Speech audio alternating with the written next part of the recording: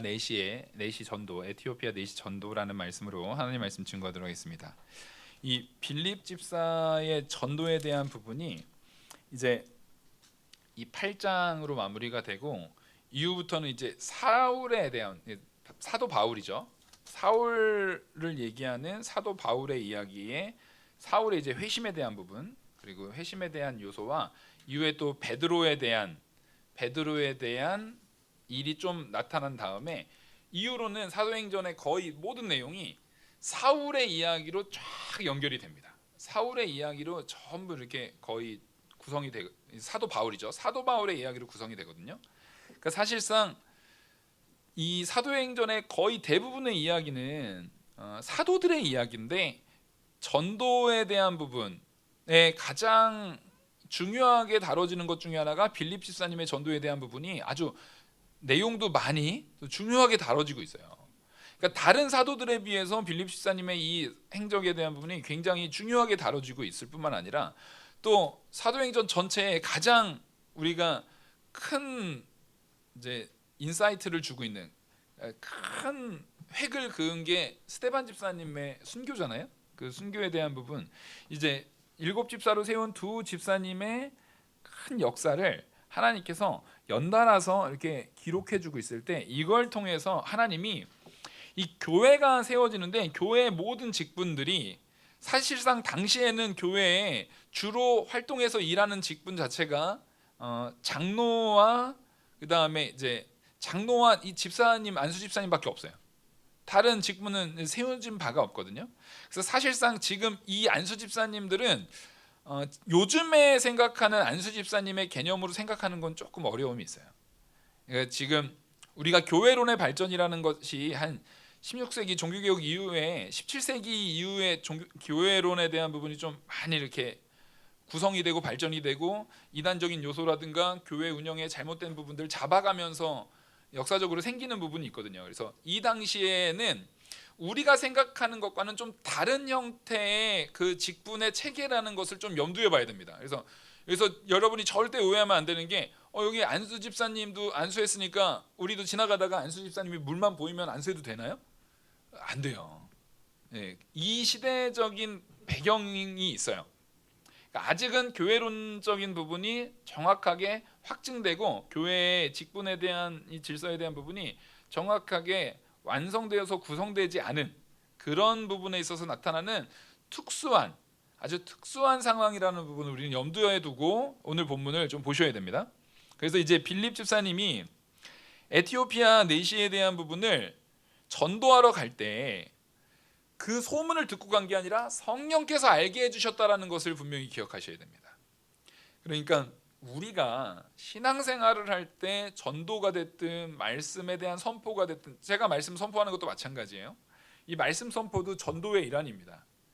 하나님께서 이 회중 가운데 어떠한 신앙의 상태를 가지고 어떠한 신앙인이 혹은 새신자가 어떤 누가 있을지 모르는 상황 가운데 하나님의 말씀을 선포하게 하시는 거예요.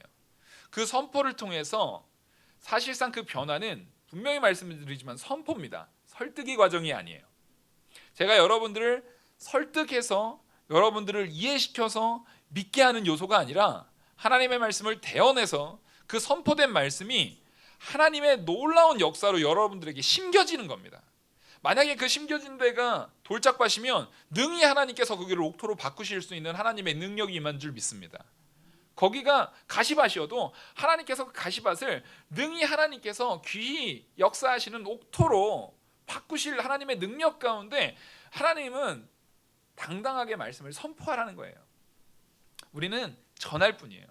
그것을 통해서 역사하시는 것은 이재호 목사라는 사람을 통해서 선포하게 한 것도 내 안에 성령이 역사하시는 거지만 그 선포된 말씀이 깨닫게 하시는 것도 여러분들 안에 계시는 성령의 역사로 이루어지는 줄 우리는 믿으셔야 됩니다. 그거 아니라 나는 이거 잘 깨달았는데 누구는 못 깨달았겠지. 누구는 저 잘 못 알아들었을 것 같은데 이거 누구 집사 들어야 되는데 이런 생각하면 정말 큰 잘못이에요. 큰 착각 속에 빠져 있는 거예요. 우리가 이해력에 의해서 기독교가 세워진다고 하면은 하나님께서 사도들을 그렇게 미련한 자들로 세우지 않았어요. 똑똑한 박사학위 받은 사람들로 가말리엘 찾아가가지고 가말리엘부터 이제 제자로 삼았겠죠. 똑똑한 사람들로 채웠을 겁니다. 근데 하나님께서 우리에게 주시는 것은 그런 게 아니에요. 아까 오전에도 말씀드렸듯이 여러분들은 하나님의 의, 바로 우리 주 예수 그리스도의 십자가의 보혈에 대한 의의를 믿으십니까? 아주 똑똑하신 분들이에요, 다. 그게 제일 지혜로운 거예요. 근데 그 지혜는 여러분들이 이해해서 믿었다고요? 하나님이 믿게 하셔서 믿었다고요? 하나님이 믿게 하셔서 한 거예요. 그러니까 우리에게 있어서 누려지는 참된 지혜는요, 하나님을 통해서 누려지는 것밖에 없어요. 하나님의 은혜로 채워지는 것밖에 없어요. 그래서 솔로몬이 하나님께서 네가 무엇을 원하냐 할 때 지혜를 구합니다. 보십시오. 성경 인물 가운데 가장 지혜로운 게 솔로몬이에요. 근데 그 솔로몬의 지혜도 솔로몬의 것에 의해서 나타난 것이 아니라 하나님으로부터 나왔다라는 것을 우리는 반드시 기억해야 돼요. 하나님이 주시는 지혜 가운데 우리는 참된 지혜를 누립니다. 그것이 하나님이 우리에게 주시는 거예요. 그런가 마찬가지로 가장 지혜로운 것은 하나님의 말씀에서 나오는 건데, 예수 그리스도께서 이 땅에서 이제 승천하시면서 우리의 처소를 예비하시려고 중보자로서 또 제사장이고 또 제물로서 영원한 천국에 하나님 보좌 우편에 참된 지성소에 가시면서 우리에게 명령하신 명령이 뭡니까? 전도하라는 거예요. 땅끝까지 이르러 복음 전하라는 거예요. 그러면 그 말씀이 반드시 이루어지게 하려고 누가 역사하십니까? 하나님이 역사하시는 거예요. 바로 그걸 잘 보여주는 게 오늘 본문입니다. 그래서 26절에 보시면 주의 사자가 빌립에게 말하여 이르되 일어나서 남쪽으로 향하여 예루살렘에서 가사로 내려가는 길까지 가라 하니 그 길은 광야라. 그 광야길, 이제 예루살렘에서 가사로 가는 길이 광야길이래요. 예루살렘에서 가사까지는 약 70km 정도 된다고 합니다. 근데 이제 그 중에서 어딘지 몰라요. 예루살렘의 그 초입에서 만난 건지 가사 거의 다 도착해서 만난 건지 어딘지 몰라요. 분명히 모르지만 그 길 가운데 있단 말이에요. 그 길 가운데 있으면 지금 이 빌립은 서둘러야 돼요? 안 서둘러야 돼요? 서둘러야 돼요. 빌립은 말 타고 하는 게 아니고 뛰어가야 됩니다.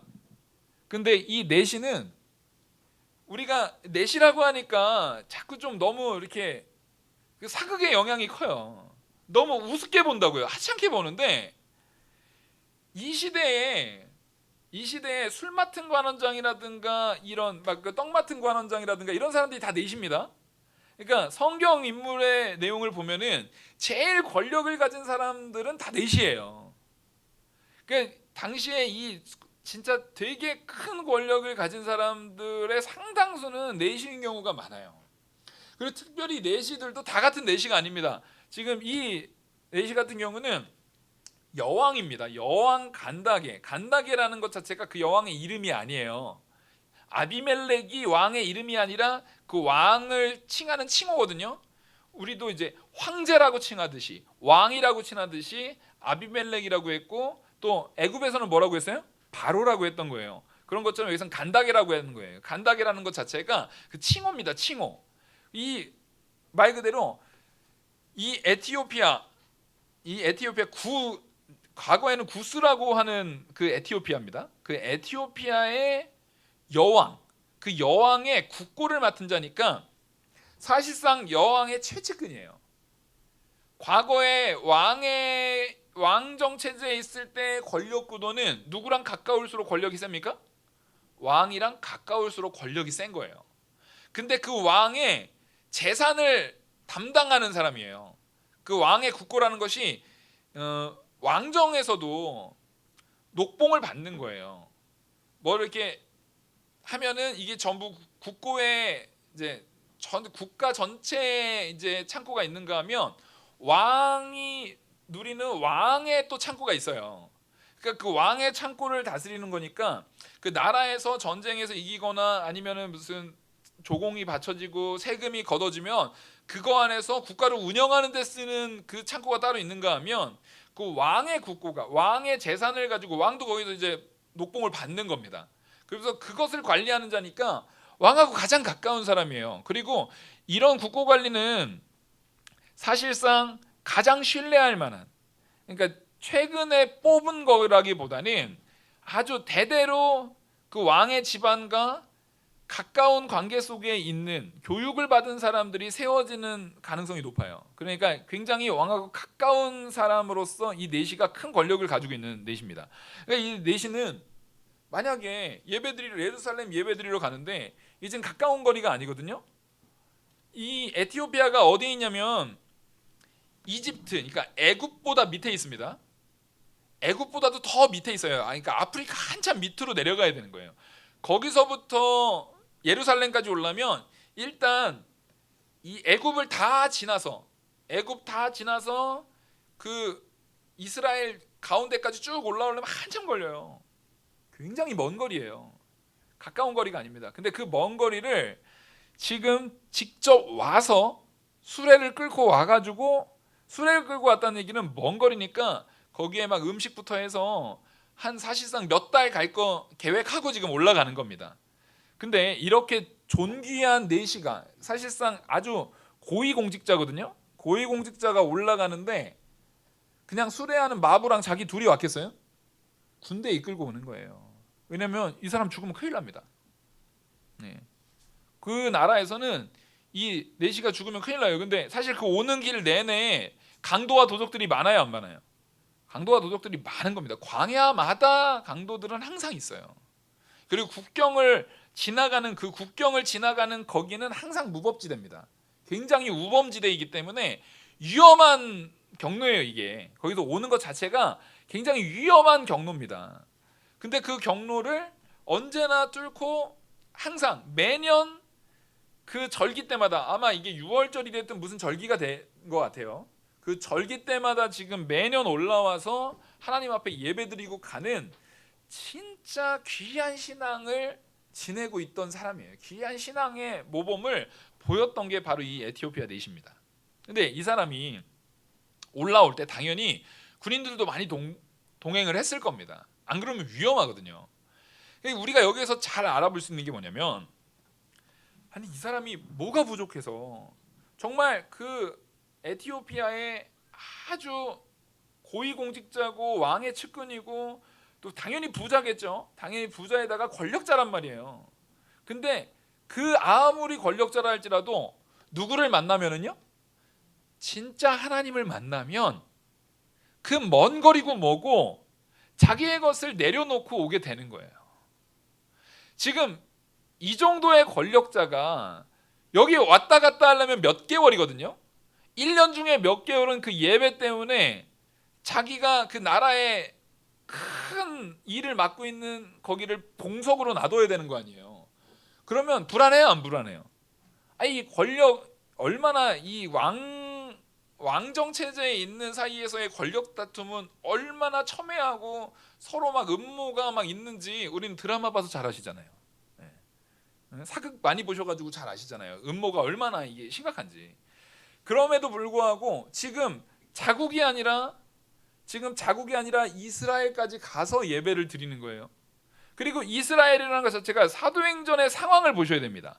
사도행전의 상황은 이스라엘이 독립국입니까 지금? 아니에요. 이스라엘이 지금 누구의 속국이에요? 로마의 속국이에요. 그럼 당시의 개념으로 따지면 이스라엘의 신은 로마의 신한테 져서 속국이 되어 있는 별로 별 볼 일 없는 신으로 생각했던 게 당시의 일반적인 모습이에요. 이스라엘 백성이나 믿지 다른 로마 사람들 같은 경우는 이스라엘의 하나님에 대해서 업신여기고 있는, 기본적으로 이스라엘 땅 자체가 유대인들은 하나님을 믿는다고 하지만 거기에 살고 있는 로마인들 혹은 다른 민족들이 같이 지금 섞여 살고 있거든요. 그들은 하나님 외에 다른 신들도 여전히 섬기고 있어요, 안 섬기고 있어요? 섬기고 있단 말이에요. 그러니까 에티오피아 입장에서는 야, 저 이스라엘의 하나님이 약하니까 진 거 아니야? 라는 생각을 충분히 가질 수 있는 시대적 상황인 겁니다. 근데도 그런 거에 아랑곳하지 않고 하나님의 본질을 꿰뚫어 본 거예요. 지금 이 모든 이스라엘이 지금 로마의 속국이 되어 있는 그것과 상관없이 하나님께서는 살아계신 하나님이고 하나님께서는 능력이 있으시고 하나님만이 참 하나님이라는 것을 믿은 그런 놀라운 믿음이 있는 거예요. 근데 참 놀라운 건 뭐냐면 제가 아까 오전에도 말씀드렸듯이 똑똑하다고 되는 게 아니에요. 이해력이 좋다고 해서 물론 이해력이 중요합니다.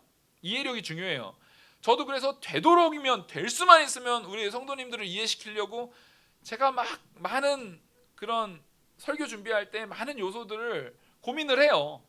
어떻게 하면 더 나은 표현으로 어떻게 하면 더 우리한테 익숙한 표현으로 할지에 대한 부분을 많이 고민을 합니다. 근데 그런 고민들보다도 그런 설교의 준비보다도 훨씬 중요한 건 뭡니까? 하나님께서 깨닫게 하셔야 돼요. 그게 훨씬 중요한 거예요. 그리고 그 깨달음이 있기 전에 먼저 뭐가 있어야 되는 거예요? 하나님께서 믿게 하셔야 되는 거예요. 이거를 넘어설 수 있는 건 단 하나도 없어요. 그걸 잘 보여줄 수 있는 게 오늘 본문입니다. 그러니까 우리가 깨닫는 것보다 뭐가 더 중요하다고요? 하나님이 믿게 하시는 게 훨씬 중요해요. 하나님이 믿게 하시는 게 훨씬 중요합니다.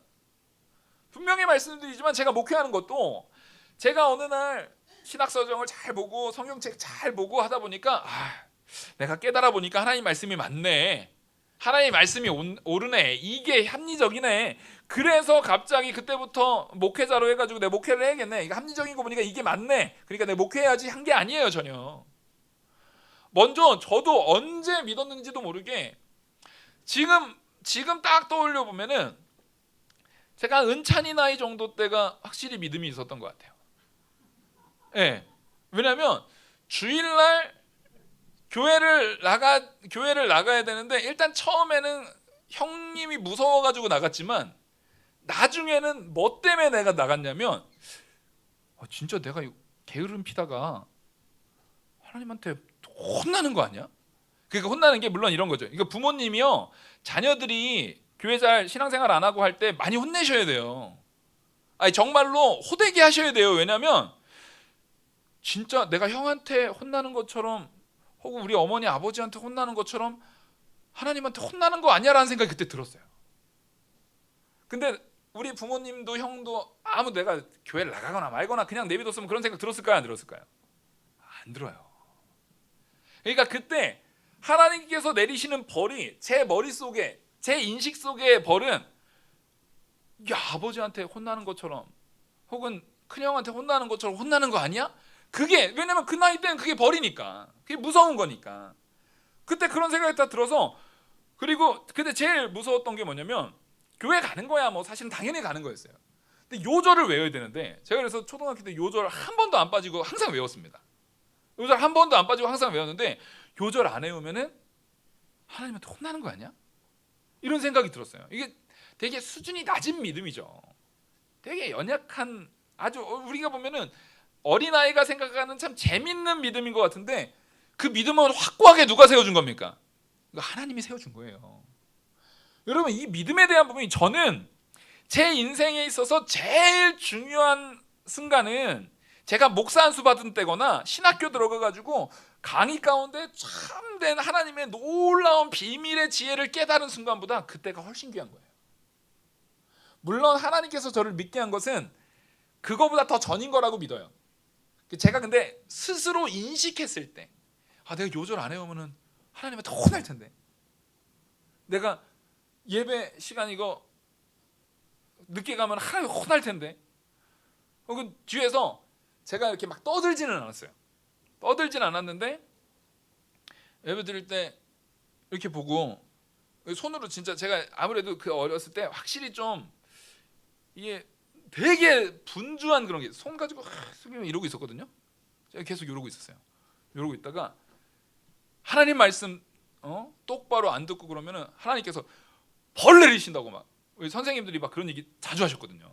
그러면 이러고 있다가 이렇게 무서워갖고 이런 게 믿음이에요. 이게 별거 아닌 것 같은데요, 여러분. 이게 믿음이 아니면 제가 이걸 지금까지 기억하고 있겠습니까?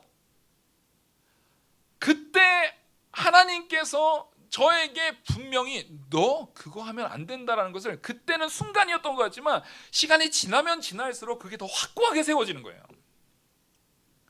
확고하게 세워져요. 여러분 분명한 건 내가 그때 제가 무슨 그 말씀에 대해서 깨닫거나 뭐 그런 거 없어요. 잘 몰랐어요. 요절도 외워야 되는지도 모르고 있는 상황에서도 하나님께서 우리를 먼저 믿게 해주셨다는 거예요. 그게 정말 중요한 겁니다. 아니 그거보다 더 중요한 게 뭐가 있을까요? 하나님께서 나를 믿게 하신 거. 똑똑하지 않아도 돼요. 막 되게 지혜롭지 않아도 돼요.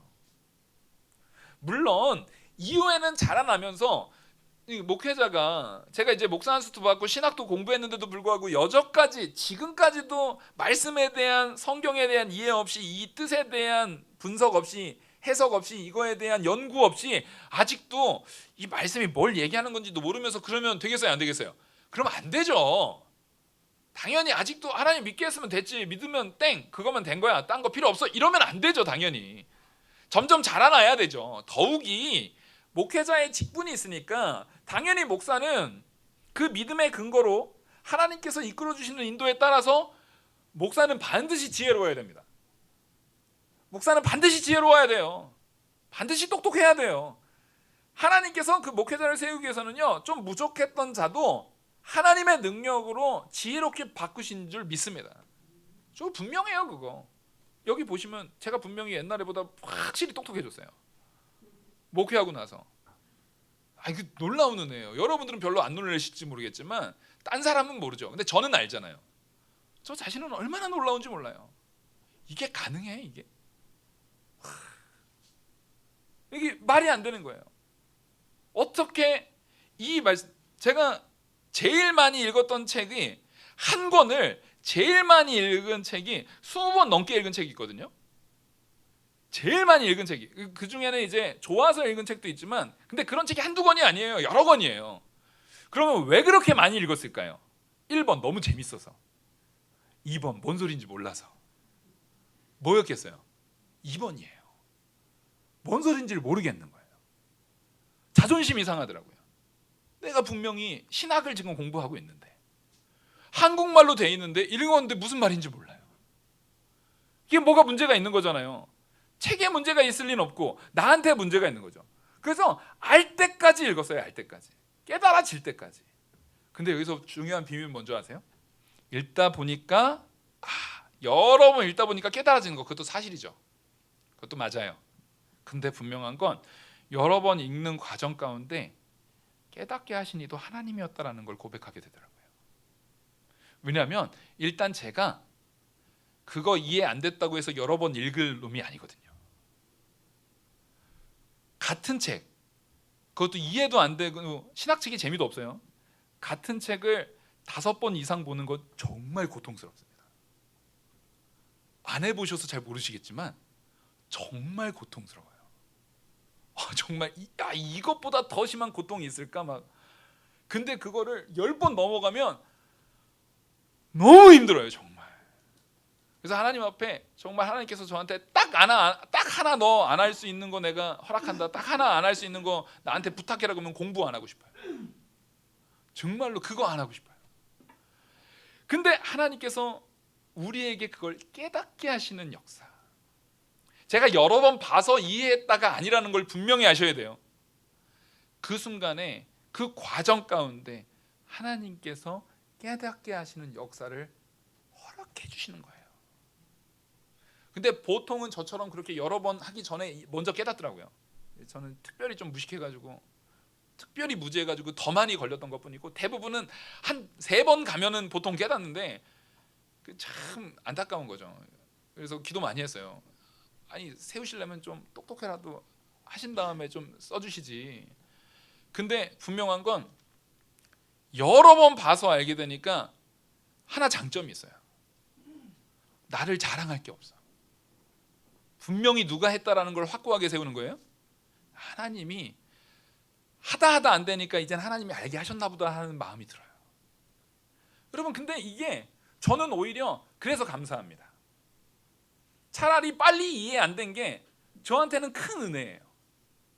빨리 몰랐기 때문에 내가 한 게 아니라는 것은 더 확고해졌어요. 빨리 이해되지 않았기 때문에 내가 한 게 아니라 하나님이 하신 거라는 것은 더 분명하게 세워졌어요. 그래서 여러분들한테 이 말씀을 드리는 거는 정말 하나님께서 믿게 하셨고 하나님께서 깨닫게 하시고 하나님께서 역사하시지 않으면 안 된다라는 것을 제발 마음에 새기시길 바랍니다. 그거 하나는 반드시 세우셔야 돼요. 지금 여기에서도 빌립을 이끄시는 게 다 누구의 인도예요? 성령의 인도예요. 성령이 이끄는 거예요. 빌립이 자기 열심으로 가는 게 아니에요. 하나님께서 이끄시는 겁니다. 그래서 빌립이 이렇게 이끄셔서 돌아가는데 수레 타고 선지자 이사야의 글을 읽는 내시를 발견한 거예요. 가서 보니까 에티오피아 내시가 수레 타고 가면서 마침 이사야의 글을 읽고 있는 거예요. 얼마나 놀랍습니까? 그러니까 29절 성령이 빌립더러 이르시되 이 수레로 가까이 나아가라 하시거늘. 여러분 이거 굉장히 간단한 것 같지만 간단한 문제가 아니에요. 아까 빌립은 이 내시는 어떤 사람이에요? 에티오피아의 둘째가라면 서러운 권력자입니다. 그러면 그 수레가 그냥 수레에 마부 딸랑 입고 가다가 수레 옆으로 가면서 안녕하세요 이렇게 인사할 수 있는 상황이에요? 아니에요. 거의 군사들이 지금 진을 치고 있다고요. 거기까지 가려면 이제 광야길 안에 있기 때문에 광야길에서 누가 접근할 때 당연히 군사들이 경계합니까 안 합니까? 무서운 거예요. 그리고 이 구스 사람들 기본적으로 기골이 장대해요. 그리고 흑인이잖아요. 서로 피부색도 다르고 기골도 장대하고 거기 광야에서 빌립은 지금 혼자잖아요. 혼자 거기 가는 것 자체도 쉽지 않아요. 여러분 전도할 때도 보면 저도 이게 전도하다 보면은 외국인들 막 말 잘 안 통하는 사람들한테는 쉽게 잘 이게 전도가 돼요 안 돼요? 네? 피부 색깔 좀 다르고 그러면 쉽게 전도돼요 안 돼요? 무서워요. 잘 못해요. 우리 근데 그런 마음을 하나님께서 깨트려야 된다는 얘기예요. 지금 인종이 달라요. 국가가 다르고요. 언어가 달라요. 여기서 놀라운 거는 지금 이 에티오피아 내시가 성경을 보잖아요. 이사야를 보고 있는데 이게 깨달아진대요, 안 깨달아진대요? 안 깨달아진대요. 이게 무슨 말인지를 모르겠대요. 알려주는 사람도 없어서 몰라요. 그러니까 이 사람이 분명한 건 히브리어에 능한 사람인 건 아닌 게 분명하죠. 히브리어에 능한 사람이 아닌 게 분명해요. 그리고 에티오피아 사람이기 때문에 당시에 이스라엘 사람들이 주로 사용했던 거는 이제 헬라어하고 아람어였거든요. 주로 아람어를 사용한 거고 언어로서 아람어를 사용했고 이제 아무래도 로마의 속국이었기 때문에 헬라어를 사용했단 말이에요. 이 빌립도 헬라어를 주로 사용하는 이제 집사님이에요. 그러니까 지금 이 대화가 주로 이루어지는 것은 히브리어로 이루어진 건 아닐 거고 아마 에티오피아 내시가 헬라어를 했으면 헬라어로 서로 대화를 했을 가능성이 높아요. 아람어를 했을 가능성은 거의 없고. 그러면 사실상 서로 대화가 서로 외국어로 얘기하는 거예요. 그렇죠? 그러면 이 대화가 매끄럽게 자연스럽게 됩니까? 저는 여기에서 하나님의 놀라운 역사가 있었다라는 걸 우리는 분명히 짚고 넘어가야 돼요.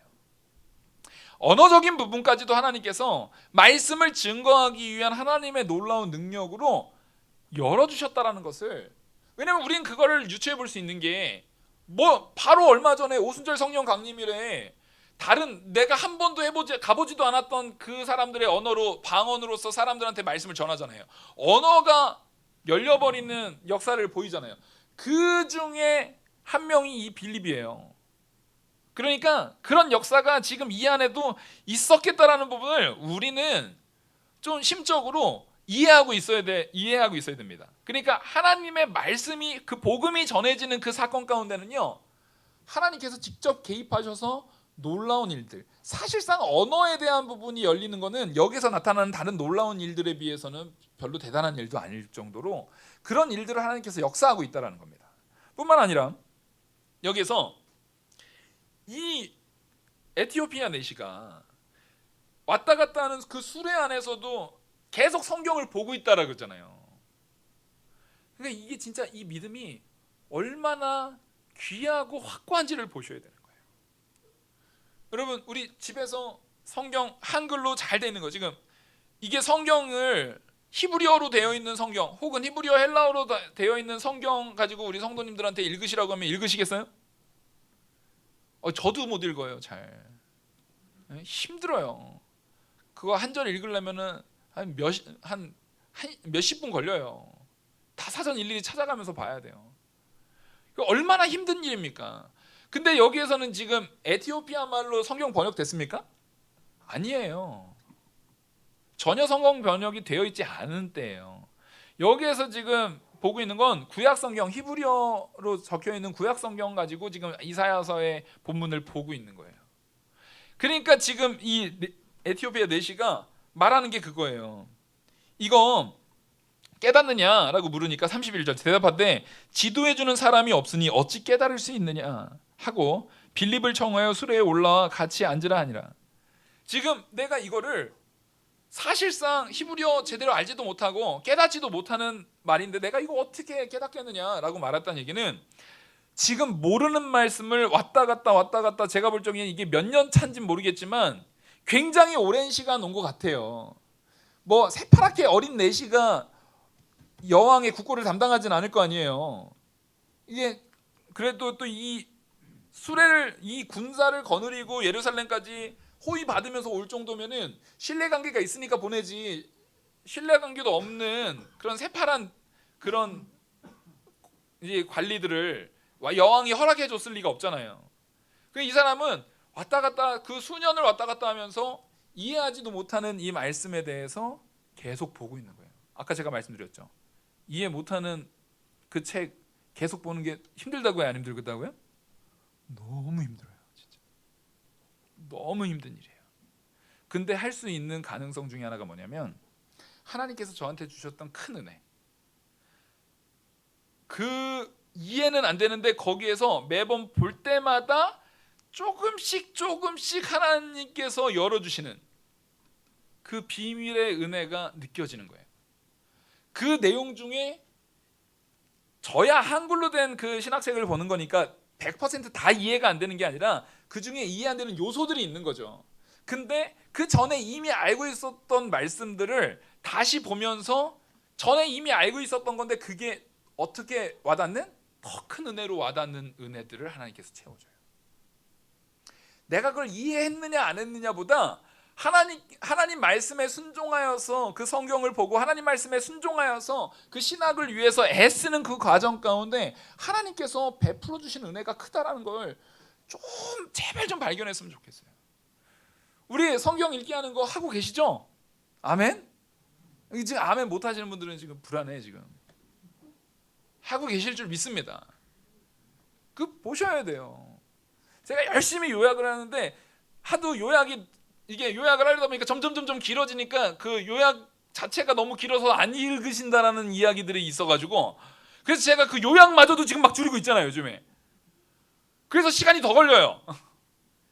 한 번 요약을 해요. 한 번 요약하면 이만큼이에요. 이만큼해서 야 이것도 빼자 그래서 줄이고 요즘에 확실히 짧아졌죠. 예. 그것도 안 보이시나 본데 지금. 예. 요즘에 확실히 짧아졌습니다. 이 요약 자체가 짧아졌어요. 페이지 안 넘어갈 정도까지 지금 짧아지게 하려고 지금 애를 쓰고 있어요. 근데 그거 보내면 그것만 읽고 끝내면 돼요, 안 돼요? 그걸 보셨으면 성경을 보셔야죠. 요약한 거잖아요. 에티오피아 내시는 그 히브리어로 적혀 있는 알아보지도 못하는 말을 열심히 본 거예요. 힘써서 본 거예요. 이게 믿음입니다. 성경 보다 보면은 딱딱 걸리는 데 있잖아요. 그 마태복음처럼 족보 나오는데 그거를 묵묵히 읽어나가는 게 믿음이에요.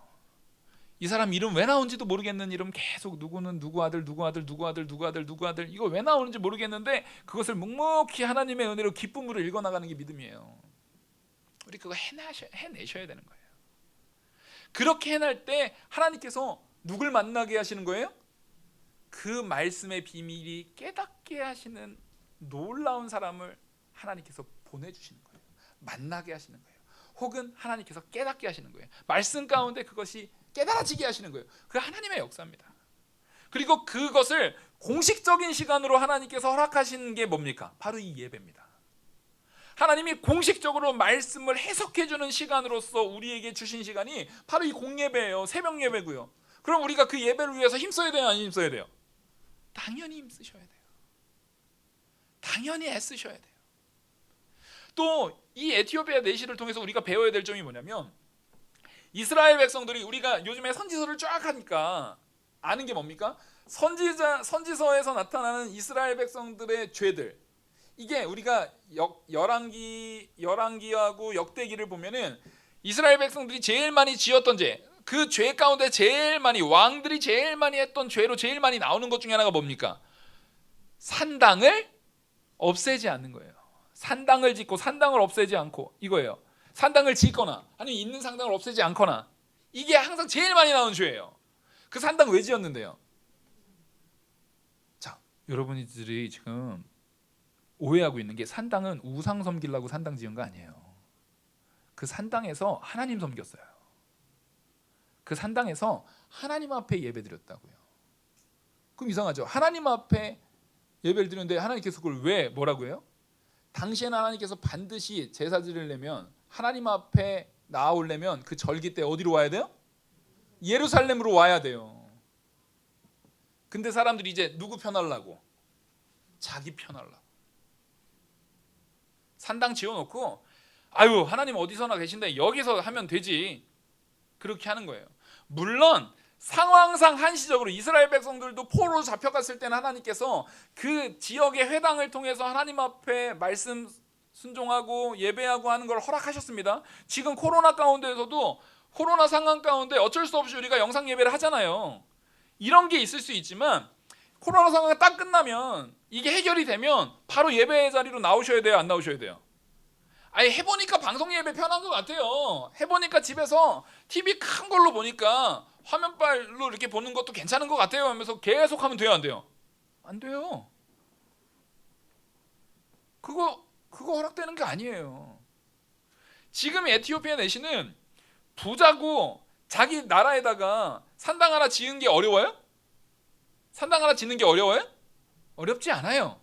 하지만 그 하나님께서 절기로 지키라는 그날을, 그 절기를 반드시 어디에서 해야 되기 때문에, 예루살렘에서 해야 되기 때문에, 타고 그 먼 애굽을 다 지나와야 되는 그 에티오피아 그 먼 거리에서도 여기까지 오는 거예요. 이스라엘 백성들은 자기 이스라엘 그 나라 안에서도 요 북쪽에서 남쪽 예루살렘까지 오는 거 귀찮아가지고, 북이스라엘은 아예 못 가게, 이거 정치적으로 잘못될까봐 단하고 베들레헴에다가 아예 그냥 제단을 만들어 버리잖아요. 하나님께서 그거를 진노하셨다고요. 그러니까 우리의 신앙의 기준이 내가 편하게 예배드리는 기준으로 가야 되는 겁니까? 하나님이 정하신 그날에 하나님이 정하시는 뜻대로 하나님의 말씀에 순종해서 예배해야 되는 겁니까? 하나님 말씀대로 예배해야 되는 거예요. 하나님이 원하시는 뜻대로 해야 되는 거예요. 여러분, 우리 이거를 반드시 지켜야 되는 거예요. 지금 근데 이 에티오피아 내시는 어때요? 내가 말씀을 깨닫지도 못했고 이해하지도 못해서, 이 말씀이 내가 읽고는 있지만 무슨 말인지도 모르는 가정 가운데서도 누가 주신 믿음으로요? 하나님이 주신 믿음으로 이렇게 철저하게 믿고 있었단 말이에요. 그럼 이거 보면 우리 부끄러워야 돼요. 우리는 성경 다 집에 하나씩 가지고 있잖아요. 자국어로 번역된 거, 거기다가 우리는 매주 설교도 다 하잖아요. 그리고 여러분 궁금한 거 있으면 빌립 집사 올 때까지 기다릴 필요 없이 전화하시면 되잖아요. 예? 광야에 수레 끌고 가다가 빌립 집사님 언제 오나 이렇게 기다릴 필요 없어요. 카톡으로 보내십시오. 이거 어떻게 합니까? 그러면 여러분들이 목사님 그만하세요 할 때까지 제가 대답해 드릴 거예요.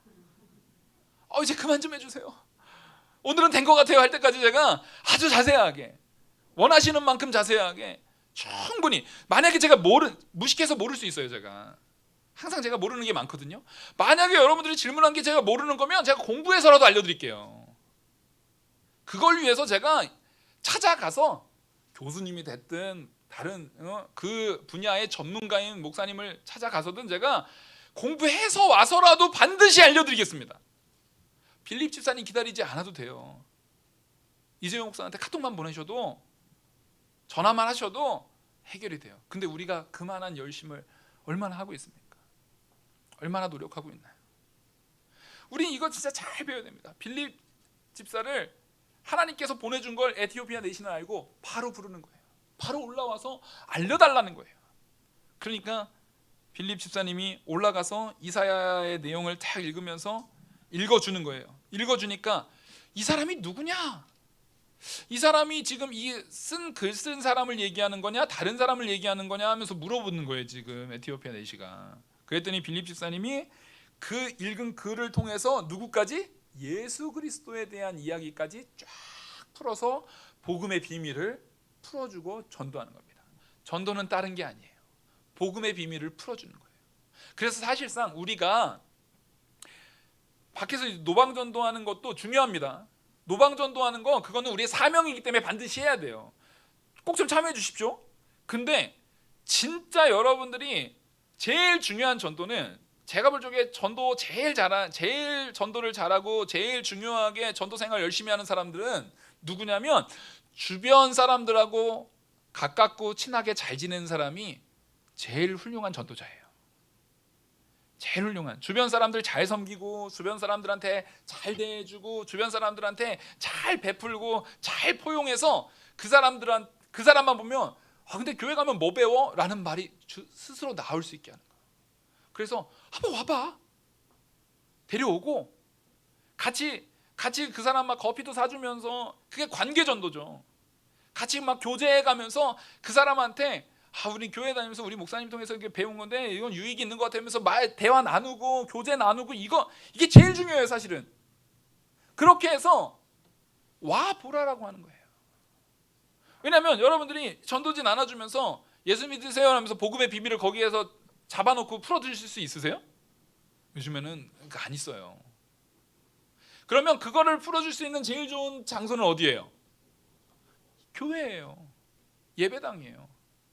만약에 여러분들이 친한 친구가 궁금해하시면 제가 새신자용으로 좀 짧게 대답해 줄 수 있는 그 새신자용 버전으로 가서 같이 커피도 먹으면서 차도 먹으면서 얼마든지 같이 대화해 드리겠습니다. 아니면 교회로 찾아오세요. 여기서 커피 타드리고 같이 대화할 수 있어요. 혼자 오면 그 사람은 절대 안 올 거 아니에요. 데리고 오십시오. 몇 명 3, 4, 5 자기 친구들 쫙 해서 이렇게 데리고 오세요. 4명 넘기지 마시고 4명 넘기지 마시고 데려오세요. 한두 명 데려와서 같이 대화해보고 그분들이 궁금한 거 있으면 진짜 궁금한 거 나한테 대답했는데 내가 대답 못 해주는 거 있잖아요. 나한테 막 물어보는데 대답 못 해주는 거 있으면 우리 목사님이 지난번에 그거 얘기해 줬는데 한번 같이 가보자고 하면 데려오세요. 그래서 같이 대화도 하고 그런 자연스럽게 그게 제일 중요한 전도예요. 그게 제일 좋은 방법이에요. 그러니까 전도 잘하는 사람은 주변 사람들한테도 잘해야 돼요, 못해야 돼요? 내가 맨날 날 세워갖고 사람들하고 이렇게 막 예민하게 사람들하고 막 이렇게 부딪히고 있는 사람 같으면은 절대 그럴 일이 없겠죠. 그러니까 정말 내가 먼저 부드러워져야 돼요. 내가 먼저 사람들한테 품을 수 있고 사람들과 같이 교류할 수 있는 관계로 그 사람으로 그 상태로 우리가 부들부들하게 되어지는 모습들이 있어야 돼요. 누구의 복음을 증거하기 위해서는요? 우리 주 예수 그리스도의 십자가의 보혈의 복음을 증거하기 위해서는 나의 성격도 바꾸셔야 됩니다. 나의 성향도 바꾸셔야 돼요. 제가 어렸을 때 정말 내성적이어서 말이 없었다라고 말하면 다들 웃으세요. 그럴 리가 없을 거라고 생각하세요. 근데 전 정말 내성적이었거든요. 초등학교 5학년 때 담임 선생님이 저한테 이런 말까지 하셨습니다. 저희가 그렇게 말을 안 하면 사람들이 벙어리라고 오해할 수 있어. 대화도 좀 하고 친구들하고 이렇게 사이좋게 지내고 해야 된다라고 얘기를 했어요. 지금 전혀 못 믿는 표정들이신데 하나님께서 바꾸시는 거예요. 그러면 나도 하나님의 말씀을 전하는 복음 전도자가 되기 위해서 스스로를 바꾸셔야 됩니까? 안 바꾸셔야 됩니까? 그리고 중요한 거, 바꿀 능력은 누가 주십니까? 하나님이 우리에게 이미 주신 걸 믿으시기 바랍니다. 이미 주셨어요. 빌립이 원래부터 이런 능력이 있어요? 아니에요. 원래부터 이런 복음 전도자의 사명을 원래부터 가지고 있었던 사람이 아니에요. 이제 오순절 성령 강림 이후에 하나님 앞에 전도받고 사실 지금 얼마 지나지도 않았어요. 근데 하나님이 역사하시면 우리를 능히 바꾸실 줄 믿으셔야 됩니다. 그걸 붙드셔야 돼요. 그러니까 이 에티오피아 내시가 그 복음을 딱 들으니까 뭘 머뭇거릴 필요가 뭐 있겠느냐. 내가 이제 우리 저기 물이 있으니까 내가 가서 거리낌 없이 세례를 받겠다. 이 세례를 받겠다라는 것은 예수 그리스도의 백성된 표를 내가 받고 싶다라는 거예요. 그래서 근데 이거의 본문의 근거에서 우리가 흔히 이제 제세례파라고 하는, 과거에 이제 제세례파라고 말하는 그 재침례파나 제세례파라고 말하는 사람들이 이거에 근거해서 뭐 세례를 줄 때 무조건 침례를 해야 되고 침례를 안 한 건 뭐 무효라는 둥, 뭐 이걸 가지고 무조건 어떤 사람이라 할지라도 집사라도 상황에 따라서 얼마든지 세례를 줄 수 있다라는 둥 하는 것은 아까 처음에 서두에 말했듯이 그거는 이 시대의 특수성이에요. 그때 안수 집사님이 사실상 지금의 안수 집사님과 같다라고 볼 수는 없어요. 왜냐하면 당시의 장로님들이 다 사실상 강로장로와 칠일장로의 역할을 같이 감당했거든요. 근데 사실상 우리는 목사와 장로님 우리 두 분이 계시잖아요. 그럼 우린 사실상 구약으로 따지면 저도 장로입니다.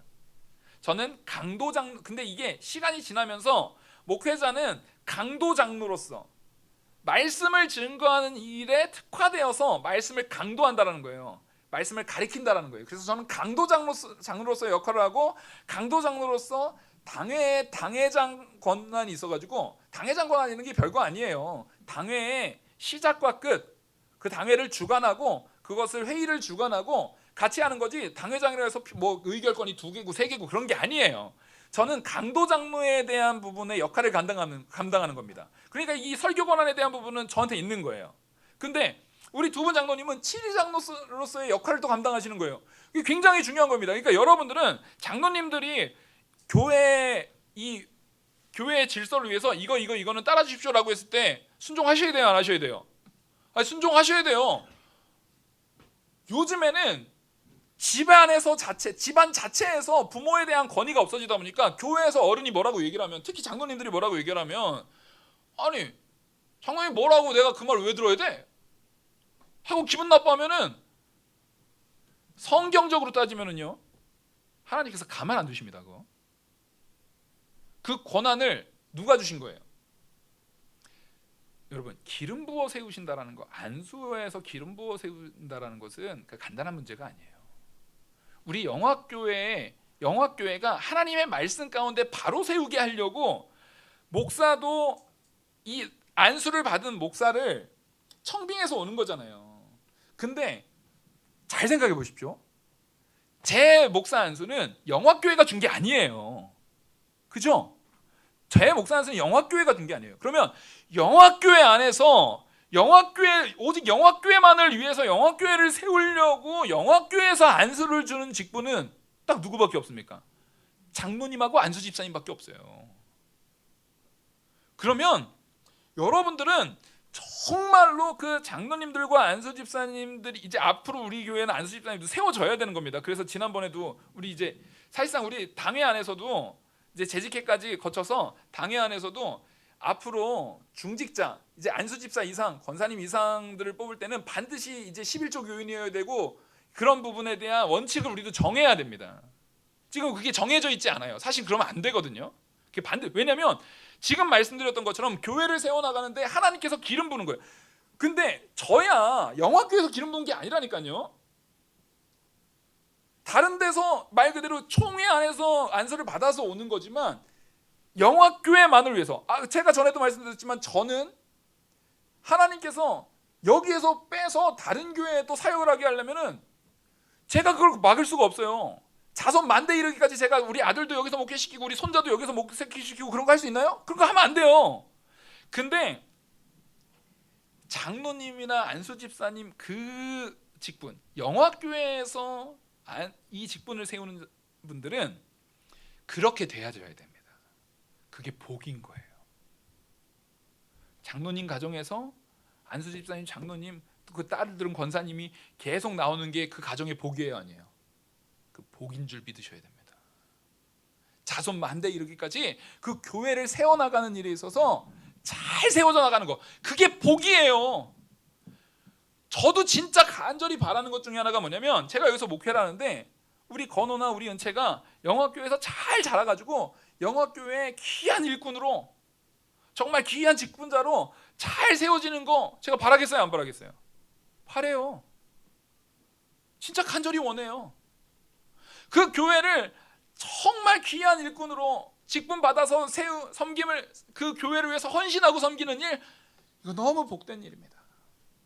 이거 반드시 우리 가정 한 가정 한 가정이 그걸 세워나가려고 힘쓰고 애써야 되는 거예요. 그러니까 이 안수를 세워진다라는 것이 얼마나 귀한 건지 몰라요. 근데 이 빌립 집사님이 집사로서 이 세례를 줬다라는 것을 우리가 야 이거 그러니까 우리도 지금도 안수 집사도 그냥 다 세울 수 있다, 그렇게 보면 안 되는 거예요. 이거는 원칙적으로 좀 다른 거예요. 그러니까 지금 교회론의 차이, 그때 당시에는 교회론에 대한 부분이 지금같이 체계적으로 되어 있지 않은 초대교회의 특수성에 있는 부분인데, 거기에서 이제 안수에 대한 부분은 하나님께서 특별하게 허락하신 그 내용이 있다라고 우리는 받아야 되는 겁니다. 이게 불법이네 아니네, 여기 했으니까 지금도 안수 집사님도 얼마든지 안수를 줘도 되고 세례를 줘도 되네 마네, 이런 논의는 우리 교회에선 하시면 안 돼요. 네, 이건 옳지 않습니다. 근데 분명한 건 이걸 통해서 우리가 알 수 있는 건 뭐예요? 하나님께서 기름 부어 세우신 그 집사의 직분이라는 것이 간단한 거라는 거예요, 중요한 거라는 거예요? 굉장히 중요하다는 거. 굉장히 중요하고 큰 권한 가운데 있다라는 거. 이건 우리가 꼭 기억하셔야 됩니다. 그렇게 해서 하나님께서 하나님이 원하시는 모든 일을 이루시고 나니까 어떻게 했어요? 39절 그 위에 빌립이 세례를 베풀고, 39절 둘이 물에서 올라올 새 주의 영이 빌립을 이끌어 간지라. 이게 어떻게 된 겁니까? 갑자기 뿅 하고 사라진 거예요. 하나님께서 놀라운 역사를, 그러니까 이것 자체에 이 일의 시작과 끝을 계속 누가 주관하시는 겁니까? 성령이 주관하셨다라는 걸 보여주는 거예요. 지금 빌립 집사님이 이거 딱 하고 나서 이제 잘 가십시오 하면서 걸어간 게 아니에요. 갑자기 주의 영, 성령께서 빌립을 이끌어서, 여기에서 이끌었다라는 것은 완전히 빌립을 갑자기 확 옮기셨다라는 거예요. 이게 다른 언어에서는 뺏어갔다라고 표현을 합니다. 하나님께서 이 사람을, 빌립 집사님을 확 옮겨가지고 갑자기 빌립이 아소도에서 짠하고 나타난 거예요. 이게 지금 하나님 성령께서 역사하신 겁니다. 우리의 전도의 일이라는 것은 절대 나 혼자 하는 게 아니에요. 성령께서 반드시 역사하시고 이끄시고 붙드셔서 행하시는 줄 믿으시기 바랍니다. 그러니까 우리는 나갈 때 어떻게 해야 돼요? 담대하게 나가세요. 교회로도 좀 담대하게 데려와 보세요.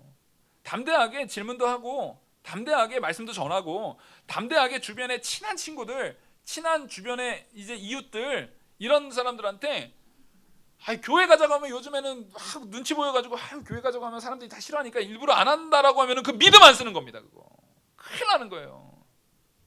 나 혼자만 살겠다는 거예요. 그러면 정말 사랑의 마음을 가지고 복음 증거하셔야 돼요. 관계전도 하셔야 됩니다. 교회에서 노방전도도 하지만 여러분들도 관계전도 꼭 힘쓰시기 바랍니다.